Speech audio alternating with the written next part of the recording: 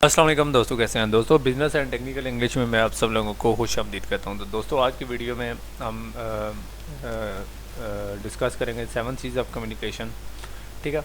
उससे पहले जो कुछ हमने टॉपिक्स कवर किए हैं वो मैंने रेड में मार्क कर दिए हैं, और जो फ्यूचर में टॉपिक्स इंशाल्लाह कवर करेंगे वो हमारे होंगे जनाब ब्लैक में।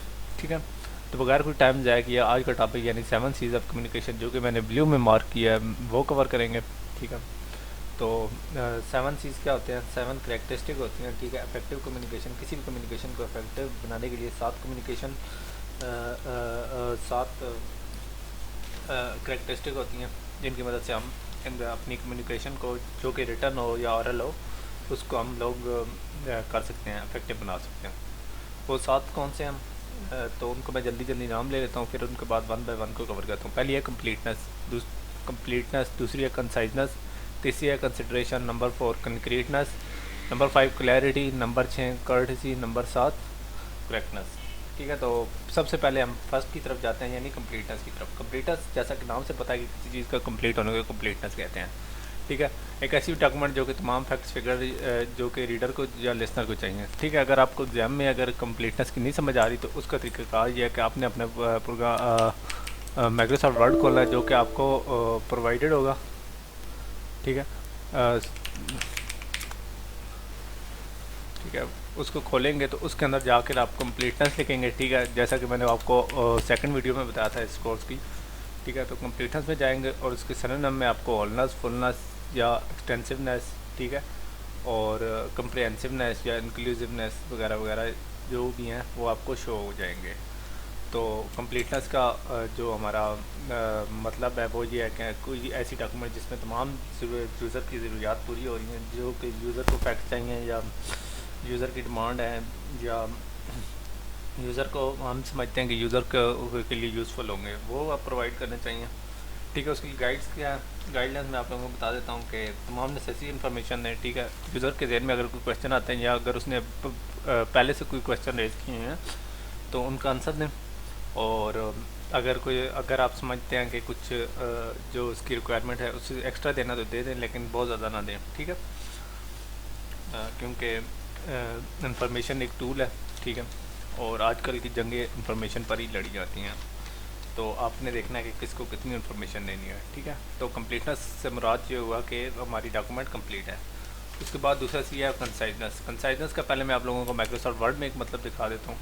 ठीक है। अगर आप पेपर में बैठे हुए आपको कंसाइजनेस का नहीं पता तो आप यहाँ से राइट क्लिक करेंगे और यहाँ सिनोनिम में जाएंगे तो ब्रीविटी, शार्टनेस। ठीक है। शार्टनेस सबसे आसान लफ्ज़ है। तो इसका मतलब ये है कि शार्टनेस से मुराद क्या है कि हमारा जो पूरा मैसेज है या पूरा पैराग्राफ है उसको हम चंद शब्दों में या चंद अल्फाज में ले आए। लेकिन यहाँ ये चीज़ देखनी चाहिए कि हम कम अल्फाज में तो लेकर आ रहे हैं, ये ना हो कि हम दूसरे चीज़ की सेक्रीफाइस कर दें। तो हमने दूसरी चीज़ को दिमाग से नहीं निकालना। ठीक है। तो दूसरी चीज़ को हम अपने दिमाग में रख कर अपने मैसेज को शॉर्ट करते हैं। ठीक है। जिसकी मदद से हमारा वक्त और पैसा दोनों बचते हैं। उसके लिए क्या गाइडलाइन है, तो पहली गाइडलाइन है eliminate word expression. Word expression क्या है कि हम बहुत लंबे लंबे वर्ड यूज़ करने की बजाय हम सिंगल वर्ड यूज़ करते हैं।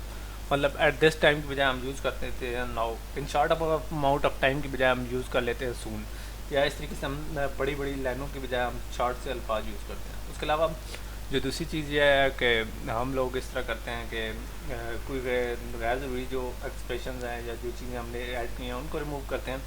ठीक है। जो कि अननेसेसरी हैं। ठीक है। और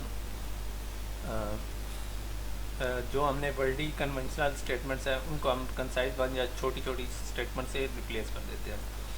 ठीक है। और उसके बाद हम इस तरह कर लेते हैं कि मीनिंगलेस या एम्प्टी जो फ्रेजेस हैं जिनका कोई ख़ास मतलब नहीं बनता, ठीक है, हम उनको रिमूव कर देते हैं। ठीक है। और अमूमन जो लफ्ज़ देर आर, विच आर और विच एंड दैट वगैरह वगैरह जो लफ्ज़ हैं उनको हम अवॉइड करते हैं। ठीक है।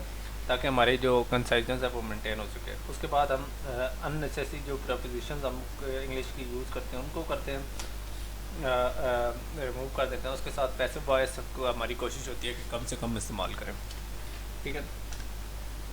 और पैसिव वॉइस की सबसे ज़्यादा तो अहमियत उन लोगों को पता होगी, यानी एक्टिव वॉइस की जो लोग ब्लॉगिंग वगैरह कर रहे हैं। ठीक है। उसमें जो SEOs हैं या कुछ और टूल्स हैं, ठीक है, उनमें अंदर पैसिव वॉइस को इतना अच्छा नहीं माना जाता। कोशिश की जाती है कि एक्टिव वॉइस हो, ठीक है। उसके बाद जो दूसरी चीज़ है वो है कि रेलेवेंट मटेरियल प्रोवाइड करना, ठीक है। तो उसका मतलब क्या है? मतलब ये है कि आपने जिस चीज़ का जो मैसेज आप कम्युनिकेट कर रहे हैं आप उस तक स्टिक रहें, उसके अलावा कोई फालतू इरेलीवेंट इंफॉर्मेशन, कोई लंबे तारफ़ात या कोई गैर ज़रूरी एक्सप्लेनेशन आप प्रोवाइड करें। तो ये चीज़ है रेलेवेंट मटेरियल, यानी आपने अपनी लिमिट से ज़्यादा नहीं जाना। लिमिट्स अगर ज़्यादा हैं भी तो आपने सिर्फ रेलेवेंट चीज़ें देनी हैं, ठीक है। और ना सिर्फ अपना टाइम बचाना है बल्कि दूसरों का टाइम बचाना है, क्योंकि टाइम इज़ आल्सो मनी। और उसके बाद जो तीसरी गाइडलाइन है वो है अननेसेसरी रिपीटेशन को अवॉइड करना, ठीक है। अगर बार बार एक चीज़ रिपीट हो रही है तो उस अननेसेसरी को, मतलब हम लोग यूज़ कर रहे हैं किंगडम ऑफ सऊदी अरेबिया, ठीक है, एक मतलब हमने यूज़ कर दिया, ठीक है। अब उसके बाद जब भी हम उसको यूज़ करेंगे तो उसके शॉर्ट नेम यूज़ करेंगे, जैसे किंगडम, ठीक है। I live in kingdom of Saudi Arabia, ठीक है। उसके बाद the kingdom is very beautiful, यानी हमने उसके बाद किंगडम ऑफ सऊदी अरेबिया बार बार नहीं लिखना बल्कि किंगडम लिखना है, ठीक है। उसके अलावा कुछ वर्ड्स हैं जिनको एक मतलब हम यूज़ कर चुके हैं, तो उनके लंबे नाम बार बार इस्तेमाल करने की बजाय हम उनके इनिशियल्स यूज़ करते हैं। इनिशियल्स कैसे हो गए? जैसे कि पाकिस्तान इंटरनेशनल एयरलाइन है, हम बजाय उसके कि बार बार पाकिस्तान इंटरनेशनल एयरलाइन, ठीक है, तो उसकी बजाय हम यूज़ कर लेते हैं PIA, ठीक है। एक मतलब हम पाकिस्तान इंटरनेशनल एयरलाइन हमें लिखना चाहिए क्योंकि ये एक अच्छी प्रैक्टिस है, और ठीक है। पहले वाले जो शुरू में एक मतलब पाकिस्तान इंटरनेशनल एयरलाइन लिखी है, उसके बाद PIA यूज़ करें, ठीक है। और उसके बाद गैर ज़रूरी जो रिपीटेड फ्रेसेज या सेंटेंसेज हैं उनको अवॉइड करें, ठीक है। यानी बार बार वो जो फ्रेजेस बार बार रिपीट हो रही हैं या हम अपने हिसाब से उन्हें अननेसेसरी समझते हैं, ठीक है, या सेंटेंसेस हमें उन्हें या रिमूव करना चाहिए। उसके बाद जो तीसरी चीज़ है वो है कंसिडरेशन। तो ये मैं आपको पहले वर्ड में दिखा देता हूँ कंसिडरेशन क्या होती है,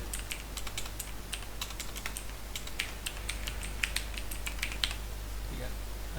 ये मैं राइट क्लिक कर देता हूँ, सिनोनिम में thought, deliberation, reflection, consumption, attention, ठीक है। अटेंशन आ गया। कंसिडरेशन का मतलब अटेंशन। अटेंशन क्या मतलब होता है कि हमने जो भी मैसेज बनाना उसके अंदर अपनी ऑडियंस को अटेंशन देनी है, या इसका मतलब ये है कि हमारा जो रिसीवर है या जो बंदा हमारी आवाज़ सुन रहा है जिसको हम मैसेज कम्युनिकेट करें, हम उसके हिसाब से अपना मैसेज तैयार करें, ठीक है, ठीक है। और ना सिर्फ ये बल्कि उसके साथ साथ हम अपने मैसेज के अंदर ना सिर्फ अपने गुस्से पर कंट्रोल रखें बल्कि उन लोगों को मुअद्दे इल्ज़ाम या चार्ज करने से भी गुरेज करें अगर हमारे पास स्पेशली जब हमारे पास फैक्ट्स ना हो, ठीक है। तो उसकी कंसिडरेशन अटेंड करने के लिए कौन कौन से गाइडलाइन हैं? तो सबसे पहली गाइडलाइन है कि हम अपना यू एटीट्यूड के बजाय आई या वी एटीट्यूड यूज़ करें, ठीक है।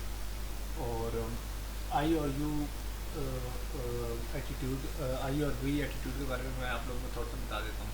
वही एटीट्यूड ये है कि वही sell you more by extending working hours. तो अब ये जब ये आप किसी कस्टमर को भेजेंगे कि हम अपने वर्किंग आवर्स एक्सटेंड कर रहे हैं जिसके अंदर हम ज़्यादा से ज़्यादा चीज़ें बेचेंगे, तो उसके जहन में हमारे बारे में अच्छा इमेज नहीं जाएगा, वो समझेगा कि ये सिर्फ अपना कारोबार कर रहा है। अगर उसकी बजाय आप यू एटीट्यूड यूज़ कर लें, ठीक है, बात तो वही है ना। यू हम ये कह रहे हैं you will be able to shop in odd hour as we extend working hours. तो इसके अंदर हमें ऑडियंस का फ़ायदा नज़र आ रहा है, बेनिफिट नज़र आ रहा है, या ऑडियंस का भला नज़र आ रहा है, तो ऑडियंस मैसेज को ज़्यादा अच्छे तरीके से यानी रिसीव करेगी या अच्छे तरीके से कंसिडर करेगी, ठीक है। तो इस तरीके से ऑडियंस को अपना ये ऑडियंस के लाजमी बात है, मुनाफा तो हमने कमाना है, हमने चीज़ें तो बेचनी बेचनी है अपनी हिसाब की, लेकिन ऑडियंस समझेगी कि हमें कुछ एक्स्ट्रा टाइमिंग उन्होंने दे दी है ताकि हम बाद में भी शॉपिंग कर सकते हैं, हम अपना स्केड्यूल बड़े इजीली मेंटेन कर सकते हैं। तो ये हो गया यू एटीट्यूड, ठीक है। उसके बाद कोशिश करें कि ऑडियंस को, जैसे कि मैंने आपको ऊपर एक एग्जांपल में बताया, उसको उनका बेनिफिट दिखाएं।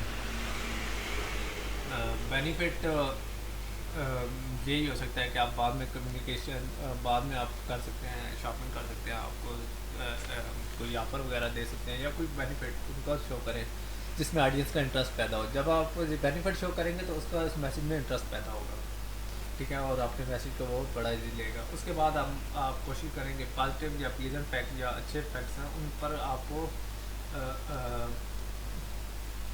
काफ़ी ज़्यादा एक्सरसाइज करें, उन पर काफ़ी ज़्यादा रोशनी डालें, ठीक है। और हमें ऐसे वर्ड यूज़ करने चाहिए जो कि जो हमारा मैसेज रिसीवर है या रिसिपिएंट है उसके बारे में उसको कंसिडर उनके लिए फेवरेबल हो। और जो चौथी हमारी गाइडलाइन है वो है कंक्रीटनेस। कंक्रीटनेस कैसे अटेन होती है, कंक्रीटनेस के बारे में मैं आप लोगों को एक नया सी बनाता हूँ, कंक्रीटनेस। तो ये स्पेलिंग शायद गलत हो गया हूँ, तो सिनोनिम में जाएं तो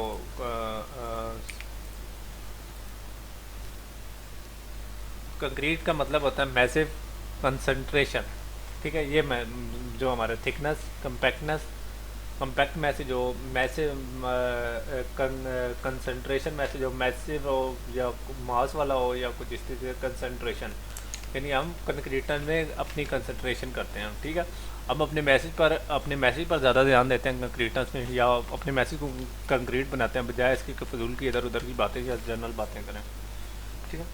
तो इसका क्या मतलब है, ठीक है। इसका मतलब ये है कि हम लोग अपने मैसेज को यूज़र के टू द पॉइंट करते हैं, ठीक है। और कंसाइजन में तो हम छोटा करते हैं ना, इसमें टू द पॉइंट बात करते हैं, ठीक है, फालतू बात नहीं करते। तो उसके लिए क्या गाइडलाइन है कि हम लोग कोशिश करें कि स्पेसिफिक फैक्ट्स एंड फिगर्स, यानी हम स्पेसिफिक चीज़ें करें बजाय कि जनरल चीज़ें। तो वो कैसे होगी हैं, जैसे कि हम किसी बंदे के बारे में बात करते हैं, ठीक है। तो हम ये कह लेते हैं कि हम जनरल बात ये होगी, इज़ वेरी इंटेलिजेंट, वो बड़ा ज़हीन है।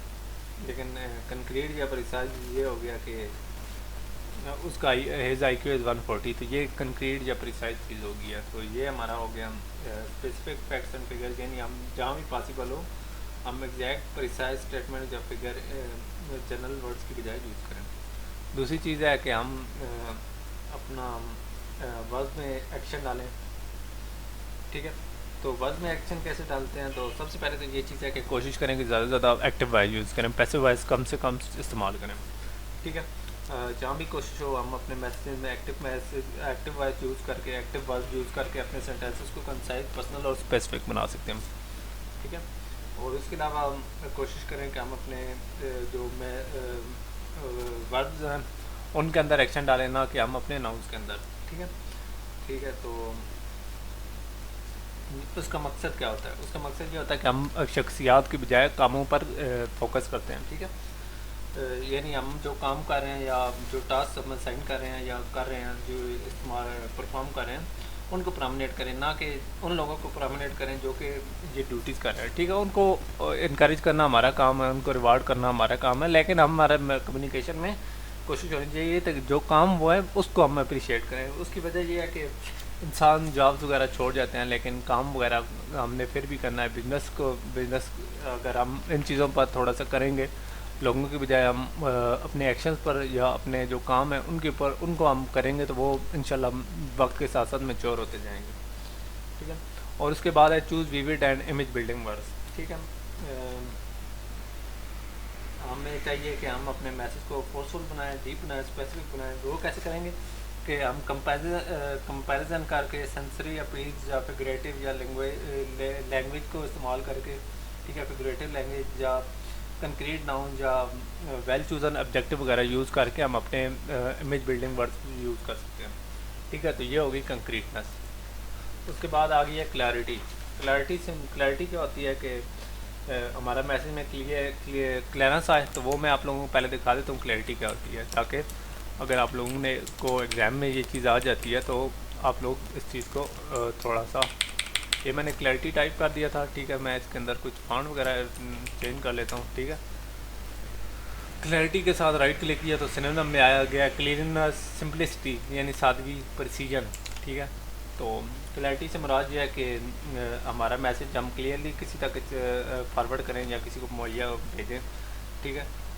उसका मतलब ये होता है कि हम अपनी कम्युनिकेशन को प्रिसाइज और फेमिलियर बनाते हैं, ठीक है। उसका मतलब उसका मकसद क्या होता है, हम उसका मकसद ये होता है कि हम डेली लाइफ में जिस तरह स्पेसिफिक, डेफिनेट या विविड टाइप की कम्युनिकेशन करते हैं, उस तरीके से हम लोग उस तरीके से करें, बजाय इसके कि हम जनरल या कुछ इस तरीके से करें। यानी हम टू द पॉइंट बात करें। क्लियरिटी से दो मकसद होते हैं। क्लियरिटी का एक मकसद तो ये है कि अगले बंदे को मैसेज बड़े क्लियरली समझ आ जाए।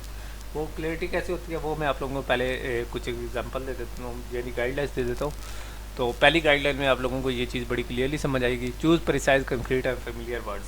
ठीक है, जैसा कि हमने कंसाइजनेस में किया था कि बड़े अल्फाज को छोटा कर रहे थे, तो हमने कहा था कि बाकी चीज़ को भी हमने जहन में रखना है। तो बाकी चीज़ को जहन में कैसे रखना है, वो ऐसे रखना है कि हम कंसाइजनेस करते हैं तो हम कुछ बहुत टफ या कम्प्लेक्स वर्ड यूज़ करते हैं कि शायद अगली ऑडियंस को वो समझना है और उन्हें डिक्शनरी यूज़ करनी पड़े, या वो अपने जूनियर्स को एसोसिएट करें तो वो शायद सही मतलब ना समझ सकें। ठीक है, टू द पॉइंट ना समझ सकें, क्योंकि डिक्शनरी पर भी कभी कभार कोई लफ्ज़ अजीब से होते हैं। ठीक है, तो इस तरीके से हमें कोशिश करनी चाहिए कि सिंपल से वर्ड यूज़ करें ताकि जो हर किसी ऑडियंस को समझ आ सके। ठीक है, तो हम जो कम्प्लेक्स वर्ड्स हैं या जो टफ वर्ड्स हैं उनको यूज़ करने से अवॉइड करें। ठीक है, और दूसरी गाइडलाइन है वो है कि हम कोशिश करें कि हमारे सेंटेंसेस इफेक्टिव हों और पैराग्राफ भी इफेक्टिव हों। ठीक है, तो हमारे जो सेंटेंसेस हैं उनके दरमियान क्लैरिटी शो होनी चाहिए। ठीक है, तो कौन सी गाइडलाइन हमें कंसिडर करनी चाहिए, पहली होती है लेंथ। ठीक है, तो क्लैरिटी के लिए अचीव करने के लिए जब हम बड़ा सेंटेंस बनाएंगे तो उसमें क्लैरिटी कम होगी, क्योंकि हम उसमें थोड़े से टफ वर्ड या उसको बहुत कंफ्यूजन या एम्बिगियस बना देंगे। तो हमें कोशिश करनी चाहिए कि हम बड़े मैसेज को छोटे छोटे टुकड़ों में बांट लें या छोटे छोटे सेंटेंसेस में ले जाएं। दूसरे इतने छोटे भी ना करें कि बाद में हमारे लिए मुश्किल, वो भी थोड़ा मुश्किल करता है। दूसरी चीज़ ये है कि यूनिटी। ठीक है, हम कोशिश करें कि हम अपने जो मेन आइडिया हमारे उसके साथ अपने स्टिक रहें पूरा, यानी हम इस तरह करें कि मेन आइडिया से इधर उधर ना हो। उसके बाद है कोहेरेंस, जिसके बारे में बहुत ज़्यादा बात कर चुके हैं लास्ट वीडियो में। ठीक है, तो कोहेरेंस का यही मैं बताऊंगा कि आप कोशिश करें कि अपने सेंटेंसेस को इस तरीके से कोहेरेंट करें कि मॉडिफायर जैसे कि ये कॉमा है या स्टाइल वगैरह है उसको सही जगह पर इस्तेमाल करें। ठीक है, उसके बाद है एम्फसाइजेस। ठीक है, तो एम्फसाइज से मुराद ये है कि आपका मेन आइडिया या आपके एक्सप्लेनेशन के पीछे होना चाहिए, यानी हमारा हम इस तरह करेंगे करेक्ट सेंटेंसेस यूज़ करें। ठीक है, ताकि क्लैरिटी है। उसके बाद करेक्ट स्ट्रक्चर यूज़ करें, हेडिंग यूज़ करें, tables, graph, charts, italics, indentation, margin वगैरह वगैरह, यानी हम एम्फसाइज करें। तो इस तरीके से हमारे मैसेज तो मज़ीद क्लियर हो जाएगा। तो ये था क्लियरिटी। छठा है कर्टसी। कर्टसी को अमूमन हम जर्नलिस्टी या शास्त्री पर भी लेके जाते हैं, लेकिन मैं आप लोगों को ये वर्ड में दिखा देता हूँ कि इसका मतलब क्या है। ठीक है, तो जो अल्फाज के सॉरी मैं लिख रहा था कर्टसी।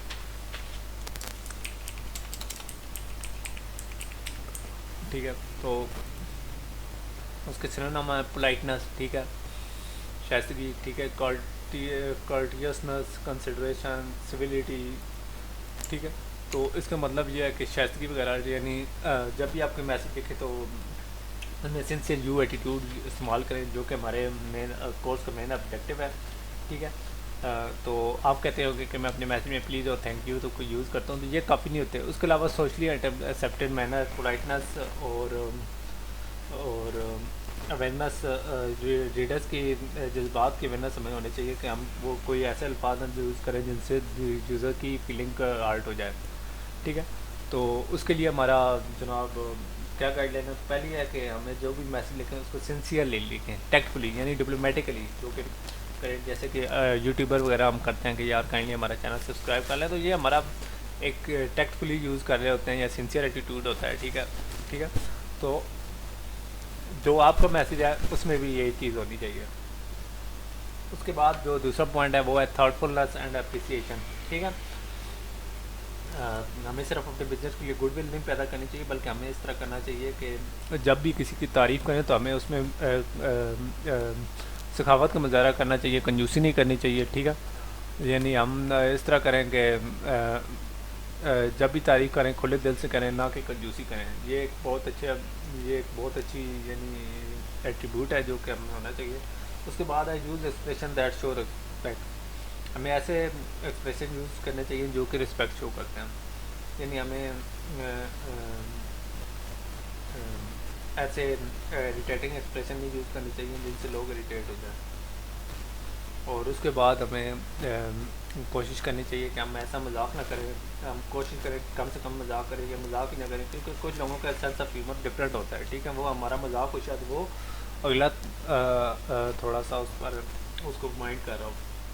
उसके बाद है non discriminatory, choose non discriminatory expression, ठीक है। तो हम कुछ डिस्क्रिमिनेटरी वर्ड्स को ना यूज़ करें, ठीक है, जैसे कि सेक्सियस टर्म है, जेंडर बेस्ड टर्म है, मैन एम्पावरमेंट, वुमेन एम्पावरमेंट, या कुछ इस तरीके से हम यूज़ ना करें, ठीक है। जो कलर बेस्ड बायस्ड हो, गोरों के या काला या इस तरीके से वो उजागर हो रहा, तो उन चीज़ों को हम अवॉइड करें। उसके बाद है करेक्टनेस। जैसे कि नाम से पता है कि करेक्टनेस से मुराद होता है चीज़ करेक्ट होना। बहरहाल मैं आप लोगों को ये वर्ड में दिखाऊंगा, तो ये 1 2 3 4 5 6 7 हो गए पॉइंट। तो करेक्टनेस में आ जाती है प्रिसीजन, एक्यूरेसी, एग्जैक्टनेस, ठीक है, परफेक्शन, राइटनेस, ठीक है।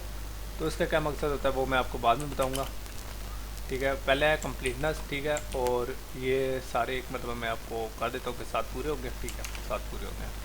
तो करेक्टनेस से मुराद ये है कि हम जो भी चीज़ यूज़ करें, ठीक है, या जो कुछ यूज़ करें, ठीक है, तो हम उसमें ग्रामर के हिसाब से, पंक्चुएशन या स्पेलिंग के हिसाब से उसमें करेक्टनेस या उसमें बिल्कुल क्लियरेंस वगैरह लाएँ। तो करेक्टनेस का मतलब मैंने आप लोगों को दिखाया होगा, ठीक है। तो वो होगा प्रिसीजन, एक्यूरेसी, यानी एक्यूरेसी या एग्जैक्टनेस या परफेक्शन वगैरह हम कोशिश करेंगे जो हमारी ग्रामर, पंक्चुएशन या स्पेलिंग या फ्रैक्शन फिगर है उनमें लाएँ। तो कौन सी गाइडलाइंस है वो मैं आप लोगों को दिखा देता हूँ कि सबसे पहली गाइडलाइन है कि हम जो हम लैंग्वेज यूज़ करें इंग्लिश वगैरह, उसको करेक्ट यूज़ करें, ठीक है। यानी हम उसके वर्ड्स के ऊपर, उसकी ग्रामर के ऊपर या प्रोनाउंसिएशन के ऊपर ध्यान दें। उसके बाद है एक्यूरेसी, ठीक है, जो कि फैक्ट्स एंड फिगर्स में है, ठीक है। करेक्ट फैक्ट्स एंड फिगर्स जिसमें डेटा हो गया और इंफॉर्मेशन हो गई, कैलकुलेशन हो गई, प्रिसाइज रूल्स हो गए, या कोई वेरिएबल डेटा जो डेटा चेंज हो रहा है तो हम उस पर ऊपर एक नज़र रखें, ठीक है। तो ये होगी एक्यूरेसी एंड प्रिसीजन। उसके बाद है कंफ्यूजिंग वर्ड। कंफ्यूजिंग वर्ड ये होते हैं कि जिनको मीनिंग में कंफ्यूज करें या डबल मीनिंग हो, उनको अवॉइड करें। उसके बाद है मैकेनिक्स। मैकेनिक्स ये है कि हमारे proper capitalisation, abbreviation, pagination, table, figures, figure number या सिंबल या क्वेश्चन, स्पेलिंग वगैरह को हम करेक्ट सही तरीके से इस्तेमाल करें। तो ये होगी हमारी करेक्टनेस। तो दोस्तों ये थे हमारे 7 C's, ठीक है, जिनको हम यूज़ करके अपनी कम्युनिकेशन को इफेक्टिव बना सकते हैं, ठीक है।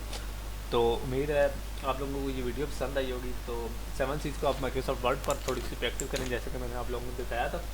तो आपने सिर्फ अगर ये भी रट लिया और उनको अगर जाके प्रैक्टिस की, तो उम्मीद है कि आप लोग कामयाब होंगे। या कुछ वो मेजॉरिटी क्वेश्चन आपके पेपर में इन चीज़ों के आते हैं, तो आप उसको वर्ड पर कर सकते हैं, ठीक है। तो दुआओं में याद रखिएगा। नेक्स्ट वीडियो में मिलेंगे। अल्लाह हाफ़िज़।